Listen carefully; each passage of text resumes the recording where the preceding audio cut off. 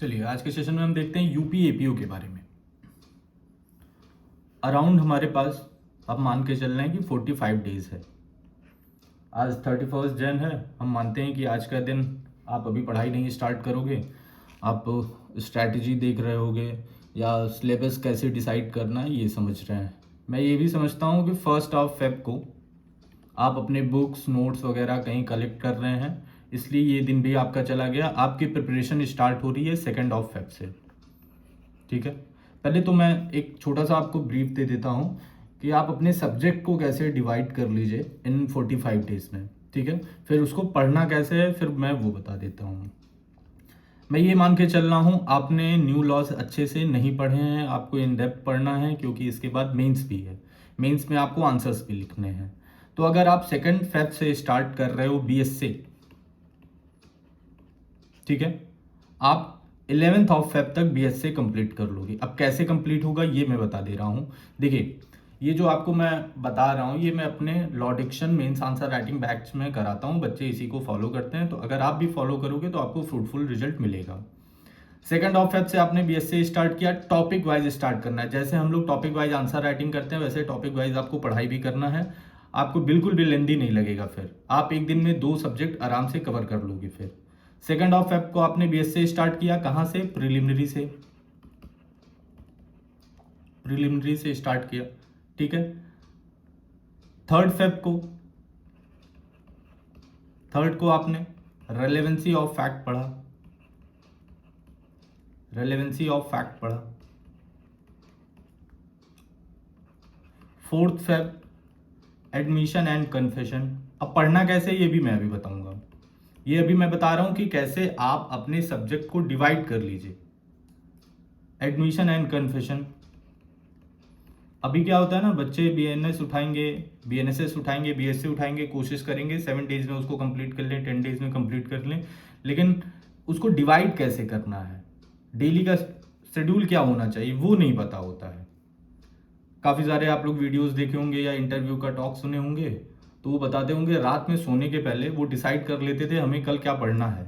तो आपका ऐसे डेली डेली एक टॉपिक डिसाइड होना चाहिए कि हमें नेक्स्ट डे क्या पढ़ना है। तो सुबह उठ के आपका टाइम वेस्ट नहीं होगा, आपको पता होगा कि 4 फेब को मुझे एडमिशन पढ़ना और कन्फेशन पढ़ना है। ठीक है, ऐसे करते करते आप अपने टॉपिक्स को डिवाइड कर लेंगे। तो लास्ट जो आपका टॉपिक आएगा वो 11 फेब को आएगा, examination of witnesses. Examination of witnesses. इस तरीके से 10 डेज में आपका बीएससी कंप्लीट हो जाएगा। ठीक है, 10 डेज बाद, आफ्टर 10 डेज आपको लगेगा ही नहीं कि आपने बहुत ज़्यादा मेहनत किया है, क्योंकि सिंगल टॉपिक आपको पढ़ना है और एक दिन में एक टॉपिक पढ़ना कोई बहुत बड़ी बात नहीं होती है। और तब जब एग्जाम का डेट आपके सामने आ गया है, सेम पैटर्न यही लॉ डिक्शन के मेंस आंसर राइटिंग में होता है। जैसे डे 1 है तो प्रिलिमिनरी आपको टॉपिक दिया जाएगा, टॉपिक से रिलेटेड क्वेश्चंस दिए जाते हैं मेंस के। पूरे दिन में आपको उस टॉपिक से पढ़ना है, ठीक है, फिर आंसर्स लिखने हैं। चलिए नेक्स्ट। तो जैसे एक ही टॉपिक दिया गया है तो आपने 2 घंटे बीएससी के कंसेप्ट को पढ़ा है, प्रिलिमिनरी के कंसेप्ट को पढ़ा है। ठीक है, अगर आपको कुछ भी नहीं आ रहा है, आप न्यू लॉज पहली बार पढ़ रहे हैं, तो भी 2 घंटे में आप सिंगल टॉपिक का कंसेप्ट आराम से क्लियर कर लेंगे। 1 आवर्स, 1 घंटे आप दे दीजिए उसके आंसर राइटिंग पे। आंसर राइटिंग मैं उन बच्चों को सजेस्ट कर रहा हूं जिन्होंने अभी तक आंसर राइटिंग कभी किया ही नहीं है, क्योंकि आफ्टर प्रीलिम्स आप देख रहे हैं मेंस के लिए आपको टाइम नहीं मिल रहा है। अभी तो न्यू माइनर लॉज भी ऐड हुए हैं तो उस पर भी आपको टाइम देना है जो आपने कभी नहीं पढ़ा है। ठीक है, 1 घंटे आपने आंसर राइटिंग में दे दिया। फिर आंसर राइटिंग के बाद आप 1 घंटे दीजिए शॉर्ट नोट्स प्लस एमसीक्यूज के लिए। अब जैसे आपने प्रिलिमिनरी आज पढ़ा, या मैं मान लेता हूं आज आपने एडमिशन एंड कन्फेशन पढ़ा, 4 फेब है, आपने 2 घंटे में अच्छे से उसके कंसेप्ट को पढ़ लिया। ठीक है, आप 1 घंटे में आंसर्स लिख लिए। फिर उसके बाद आपने 1 घंटे में ही शॉर्ट नोट्स बना लिए और एमसीक्यूज सॉल्व कर लिया। आपके टोटल सिर्फ 4 घंटे जा रहे हैं एक टॉपिक पे। अब बताइए ये टॉपिक आपसे कभी भूलेगा? कभी आप भूल पाएंगे इस टॉपिक को? एनीवन? आपने एक बार पढ़ा है, फिर उसके बाद आंसर्स लिखे हैं, फिर शॉर्ट नोट्स बनाए हैं, फिर एमसीक्यू सॉल्व किए। अब ये टॉपिक आपसे कभी नहीं भूलेगा। अच्छा एक बात और बता दूं, शॉर्ट नोट्स क्यों बनाना है? शॉर्ट नोट्स इसलिए बनाना है कि भैया बीएसए, बीएनएस, बीएनएसएस इनका मल्टीपल रिवीजन भी चाहिए प्रीलिम्स निकालने के लिए। और जब आप मल्टीपल टाइम रिवीजन करने की कोशिश करोगे तो मिनिमम एक दिन तो आपको लगेगा ही एक सब्जेक्ट कंप्लीट करने में। वो भी हो सकता है बीच में आप बोर होके गिव अप कर दो। लेकिन वही बीएनएसएस या वही बीएसए अगर आप 20 से 25 पेजेस में कंप्लीट कर लेते हैं शॉर्ट नोट्स के तौर पे, तो आप दिन में मैक्सिमम 2 घंटे में इनका कंप्लीट रिवीजन कर लोगे। जब मल्टीपल टाइम रिवीजन कर लोगे तो मल्टीपल टाइम एमसीक्यू की प्रैक्टिस भी कर लोगे। और प्रीलिम्स जो होता है वो मल्टीपल रिवीजन और मल्टीपल एमसीक्यू की प्रैक्टिस पे ही निकलता है।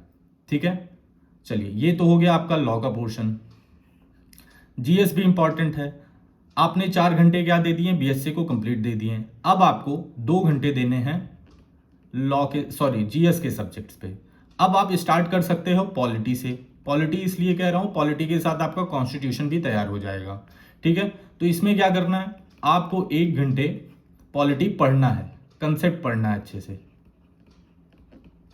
और 1 घंटे में सेम वही शॉर्ट नोट्स बनाने हैं और एमसीक्यूज सॉल्व करना है। ठीक है, पूरे दिन में आपको सिर्फ 6 घंटे पढ़ने। मैं नहीं कह रहा हूं कि अभी आप 10 घंटे पढ़िए, 10 घंटे पढ़ने की जरूरत ही नहीं है। आइडियल पढ़ाई जो होती है वो 6 घंटे की होती है। 6 घंटे आप ईमानदारी से पढ़ लीजिए, आपका यूपी एपीओ कहीं नहीं रुका हुआ है। ठीक है, क्लियर। चलिए, काफी सारे बच्चों की ये क्वेरी होती है कि सर शॉर्ट नोट्स कैसे बनाए। शॉर्ट नोट्स आप तो बोल दे रहे हैं कि 20 से 25 पेजेस में हो जाए, लेकिन हमारा तो वो अराउंड 50-45 पेजेस ले लेते हैं। वो भी मैं आपका डाउट क्लियर कर देता हूं। देखिए, शॉर्ट नोट्स बनाने का बेस्ट तरीका होता है या प्रीलिम्स की प्रिपरेशन करने के लिए बेस्ट वे होता है कि आप सबसे पहले बेयर एक्ट लीजिए। बेयर एक्ट के साथ एमसीक्यू की बुक लीजिए। ठीक है, क्योंकि बेयर एक्ट से आप टॉपिक वाइज पढ़ रहे हो। ठीक है, एमसीक्यू की बुक भी है, ये भी टॉपिक वाइज दिया गया है। अगर आप परीक्षा मंथन फॉलो कर रहे हो या यूनिवर्सल या सिंगल, अब सभी एमसीक्यू की बुक में टॉपिक वाइज आपको पीवाईक्यूज दिए गए हैं। मैं बता रहा हूँ, पॉलिटी के लिए बुक बता रहा हूँ, एक एक करके सब बताऊंगा। ठीक है, पहले शॉर्ट नोट्स पे देख लेते हैं प्रीलिम्स के लिए। आपने बेयर एक्ट लिया और एमसीक्यू की बुक ली। सपोज आप एडमिशन पढ़ने जा रहे हो। ठीक है, एडमिशन आज आपका टॉपिक है, आज आपको एडमिशन कवर करना है। तो सबसे पहला जो स्टेप है, फर्स्ट स्टेप है, आप एमसीक्यू की बुक को देखेंगे। आपको एडमिशन से रिलेटेड जितने भी एमसीक्यूज हैं सबको अच्छे से देखना है, सॉल्व नहीं करना है। ठीक है, मैं पहले बता दे रहा हूँ, रियलमी, जस्ट गिव मी ए सेकंड, मैं आपको शॉर्ट नोट्स का बता दूं फिर जीएस का भी बताता हूँ। आपको एमसीक्यू सॉल्व नहीं करना है, सिर्फ एमसीक्यू को देखना है। ये देखना है कि एडमिशन से रिलेटेड कैसे क्वेश्चन आ रहे हैं, किस तरीके से क्वेश्चन पूछे गए हैं। ठीक है, आपने एमसीक्यू को देख लिया। सेकंड स्टेप है, अब आप बेयर एक्ट पढ़िए। अब जब आप बेयर एक्ट पढ़ रहे होंगे, एडमिशन आप जब पढ़ रहे हैं बेयर एक्ट से, तो आपने जो ये एमसीक्यूज देखा था ना, अब वो रिकॉल होने लगेगा आपको, आपके माइंड में क्लिक करने लगेगा। अच्छा, एडमिशन से ऐसे क्वेश्चन पूछा था, अच्छा एडमिशन से ये केस लॉ इंपॉर्टेंट है या ये इलस्ट्रेशन इंपॉर्टेंट है, तो आपको आइडिया लग जाएगा। आप अपने बेयर एक्ट में उसे अंडरलाइन कर लीजिए, हाईलाइट कर लीजिए। ठीक है, आपने अब एडमिशन पढ़ लिया, कंप्लीट हो गया। थर्ड स्टेप है अब आपका शॉर्ट नोट्स बनाने का। थर्ड स्टेप पे आपको एमसीक्यू को सॉल्व करना है। अब आप एमसीक्यू सॉल्व करिए। सॉल्व करने के बाद देखिए कि कितने क्वेश्चन आपके सही हो रहे हैं, कौन से गलत हो रहे हैं, किसको आपने गेस करके यानी तुक्का लगा के सही किया है। ठीक है, जो आपसे गलत हुए हैं उसको अंडरलाइन कर लीजिए। अब लास्ट स्टेप है आपका फाइनल शॉर्ट नोट्स का। शॉर्ट नोट्स के लिए क्या करिए, बेयर एक्ट में जो आपने हाईलाइट किया था, जो अंडरलाइन किया था, जो एडिशनल चीजें ऐड की थी, वो अपने शॉर्ट नोट्स में अपने प्रिसाइज फॉर्म में अपने लैंग्वेज में लिखिए जो आप ही समझ रहे हैं। और जो एमसीक्यू आपका गलत हुआ था और जो एमसीक्यू को आपने गेस करके यानी तुक्का लगा के लगाया था, वो अपने शॉर्ट नोट्स में लिख लीजिए। यही शॉर्ट नोट्स आपका पर्सनल बेयर एक्ट हो गया है। ठीक है, नेक्स्ट टाइम आपको बेयर एक्ट या अपने नोट्स की जरूरत नहीं पड़ेगी, आप इसी शॉर्ट नोट से अच्छे से रिवीजन कर लीजिए। ये बेयर एक्ट क्यों कहलाएगा, क्योंकि आपने बेयर एक्ट में जो इंपॉर्टेंट चीजें थी वो लिख ली, जो एमसीक्यूज आपके गलत थे वो आपने इसमें ऐड कर लिया, जो जिस एमसीक्यूज को आपने तुक्का मार के सही किया था वो इसमें ऐड कर लिया है। तो भाई अब और क्या ही रह गया है पढ़ने को। ठीक है, चलिए ये बता दीजिए शॉर्ट नोट समझ में आया। जीके भी हो, सैमसंग जीके भी आपका हो जाएगा, लॉ भी हो जाएगा। मैं इसीलिए आया हूँ। एक बार ये बता दीजिए शॉर्ट नोट्स कैसे करना है, ये समझ में आ गया सबको? शॉर्ट नोट्स में किसी को दिक्कत? चलिए, अब यही सेम पैटर्न सभी सब्जेक्ट के आपके साथ चलेगा। आप बीएसए, बीएनएस, बीएनएसएस ऐसे ही अच्छे से पढ़िए, ठीक है। आपने 10 डेज दे दिए बीएसए को प्लस पॉलिटी को, यानी अगर आप 2 फेब से स्टार्ट कर रहे हो तो 11 फेब तक आपका complete BSA, complete polity complete हो जाएगा। बीएसए में आपने आंसर राइटिंग भी कर लिया, आपकी मेंस की भी प्रिपरेशन हो गई, क्योंकि 22 मार्च के बाद आप देख रहे हो आपके पास टाइम नहीं बच रहा है कि आप मेंस की प्रिपरेशन कर पाओ। क्लियर? फिर उसके बाद आपने 12th से स्टार्ट किया, आपने 13 डेज दिए बीएनएस को। बीएनएस भी सेम बीएसए की तरह चलेगा, आप डेली टॉपिक डिवाइड कर लीजिएगा। नहीं समझ में आएगा तो आप बताइएगा, मैं आपको डेली टॉपिक दे दिया करूंगा कि आज क्या पढ़ना है, कैसे पढ़ना है, सोर्सेस क्या होने चाहिए। इसके साथ आप हिस्ट्री कंप्लीट कर लीजिए। 13 दिन में आपका हिस्ट्री भी कंप्लीट हो जाएगा, बीएनएस आंसर राइटिंग भी कंप्लीट हो जाएगा, शॉर्ट नोट्स प्लस एमसीक्यूज भी आपके कंप्लीट हो जाएंगे, ठीक है।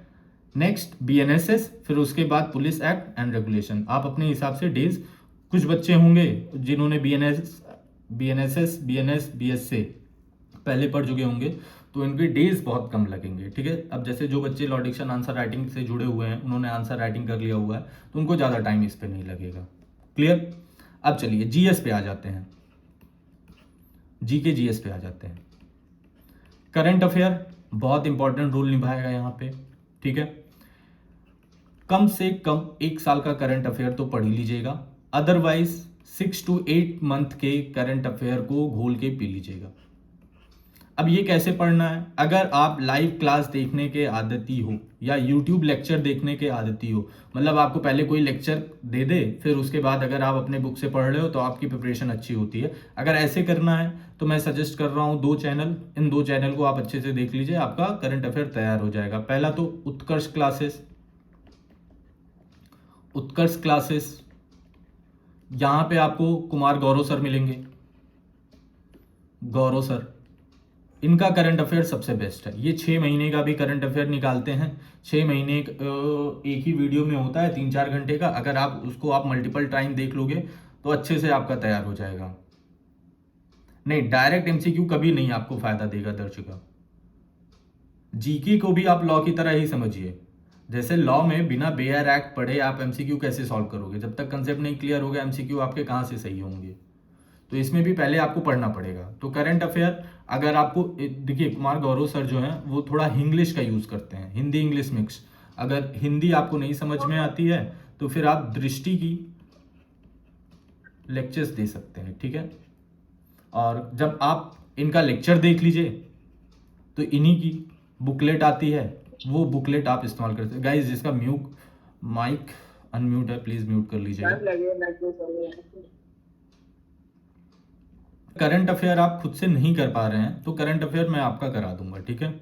अब सपोज आप फिर हिस्ट्री स्टार्ट कर रहे हो, हिस्ट्री आपको पढ़ना है, समझ में नहीं आ रहा है कैसे करना है।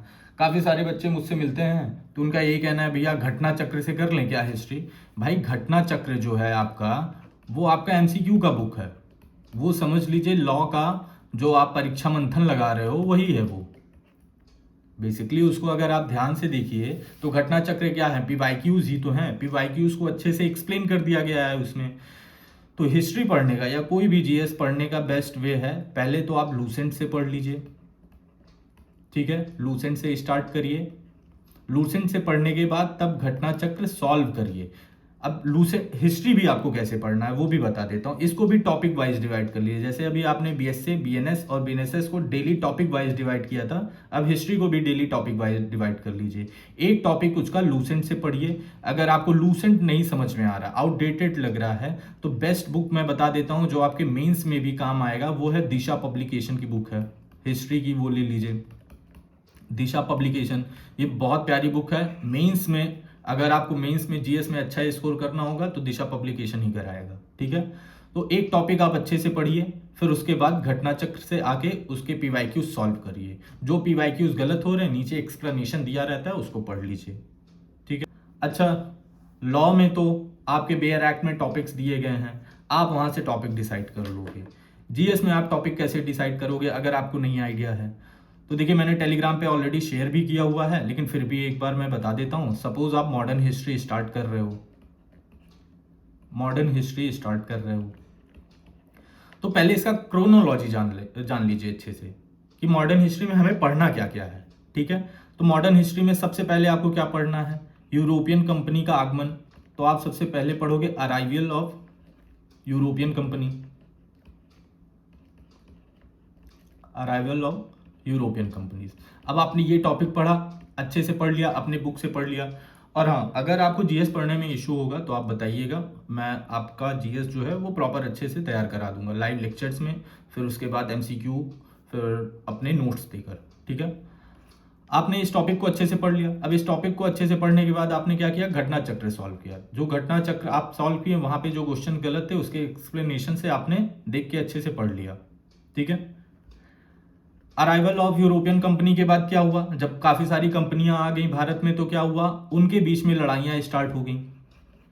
भाई कई सारे लोग आ जाएंगे मार्केट में तो बीच में लड़ाइयां होंगी ना कि वर्चस्व यहाँ पे किसका रहेगा। तो आपको पढ़ना है battle between companies.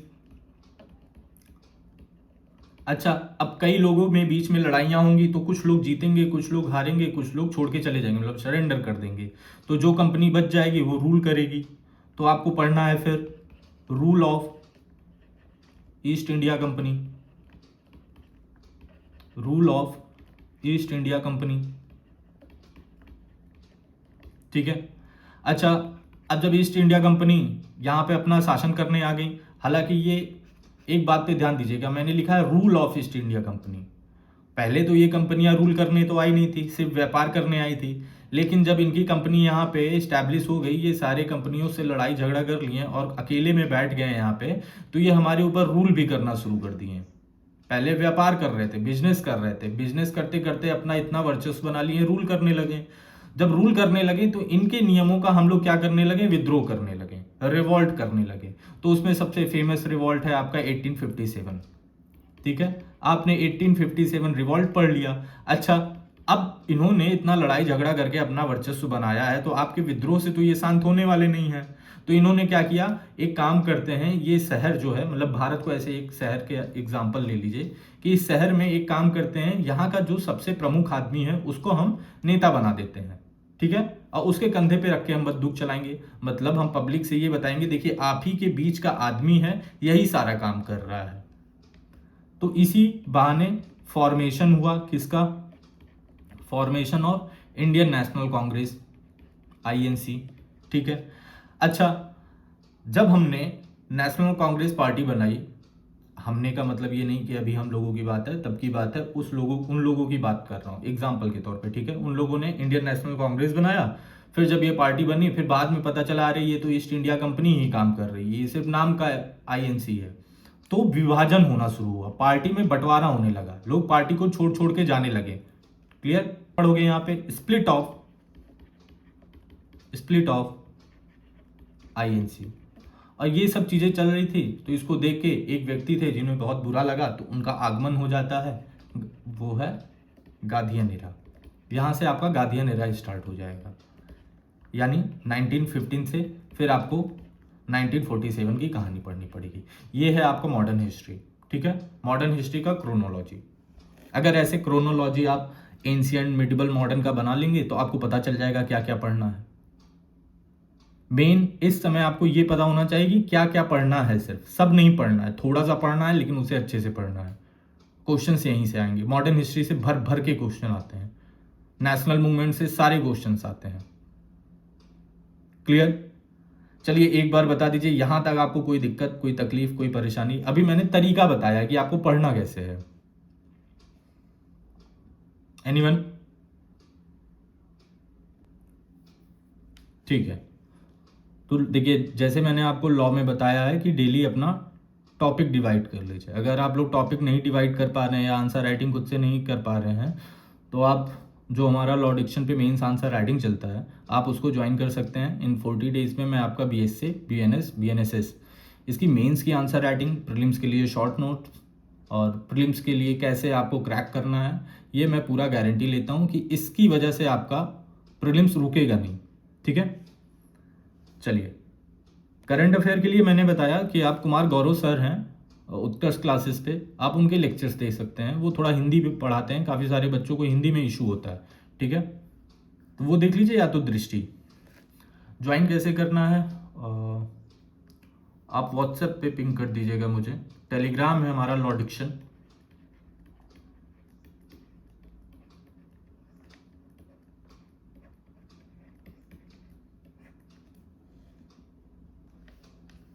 Okay everyone, आप लोग जो हमारा टेलीग्राम है लॉ डिक्शन उसे ज्वाइन कर लीजिएगा।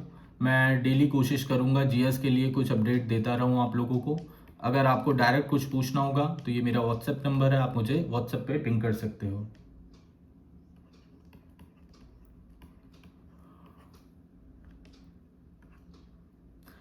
नमन, पुलिस एक्ट को कैसे पढ़े? देखिए, सबसे पहला काम होता है कि आप PYQs देखिए। पुलिस एक्ट का भी मैंने बताया ना, बेयर एक्ट आप उठाओगे तो बेयर एक्ट के साथ आप MCQ की बुक भी देखिए। आप पुलिस एक्ट को पढ़ने जा रहे हैं, MCQs पहले देख लीजिए पुलिस एक्ट में कहाँ से आए हैं, प्रीवियस ईयर में MCQs से कहाँ पूछे गए हैं। ठीक है, तो आपको आइडिया खुद लग जाएगा कि पुलिस एक्ट में क्या चीज़ इंपॉर्टेंट है। सर PYQs का कितना रोल है एग्जाम में? PYQs का ही सारा रोल है एग्जाम में। ठीक है, पहली बात तो PYQ से ही आपको समझ में आएगा कि कहाँ से क्वेश्चन पूछे जाते हैं, टॉपिक कौन सा इंपॉर्टेंट है और कैसे क्वेश्चन पूछे जाते हैं। जैसे मैंने बताया ना कि अगर आप एडमिशन पढ़ने जा रहे हो तो एडमिशन के अगर आप पहले PYQs देख लोगे तो आपको आइडिया लग जाएगा कि एडमिशन से क्वेश्चंस पूछे कैसे जाते हैं। ठीक है, उससे फिर आपको कीवर्ड्स मिलेगा और प्रीलिम्स नहीं निकलता है सिर्फ कीवर्ड्स की वजह से। कीवर्ड्स आप लोग मिस करते हो। कीवर्ड्स का मतलब समझते हैं आप? बेयर एक्ट में कीवर्ड्स क्या होते हैं? एनीवन?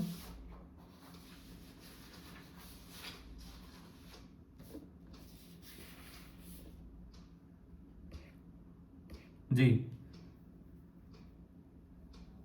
सर, जो मूवमेंट वो हिस्ट्री में ही कवर होगी। ठीक है, चलिए ठीक है, मैं सेशन को यहाँ पे कंप्लीट करता हूँ। और जीएस के लिए आप लोगों के लिए एक लाइव क्लास होगी, सॉरी डेमो क्लास होगी। मैं जीएस के लिए डेमो क्लास है जो मैं प्लान कर रहा हूँ कि आज शाम को हो जाए, अदरवाइज टुमारो 10 AM मॉर्निंग में। ठीक है, आप ग्रुप को ज्वाइन कर लीजिएगा। सर हमारे क्वेश्चन का रिप्लाई जया एक बार फिर से पूछ। अच्छा जया, पर डे जो मैं टॉपिक दे रहा हूँ वो आपको आंसर राइटिंग भी करना है, उसी का प्रीलिम्स का शॉर्ट नोट्स भी बनाना है और MCQ भी करना है। ठीक है, तो पर डे प्रीलिम्स और मेंस दोनों के लिए। टेस्ट सीरीज जी आएगा, टेस्ट सीरीज आने में अभी टाइम है, पहले आप पढ़ लीजिए अच्छे से, फिर टेस्ट सीरीज तो लास्ट का काम है। ठीक है, आप लोग एक बार अभी ग्रुप में बता दीजिएगा डेमो क्लास जीएस के लिए आप अभी आज शाम में लेना चाहोगे या कल 10 बजे सुबह इसी टाइम पे? ठीक है Samsung, I will try my best. चलिए okay, thank you so much everyone, have a great day.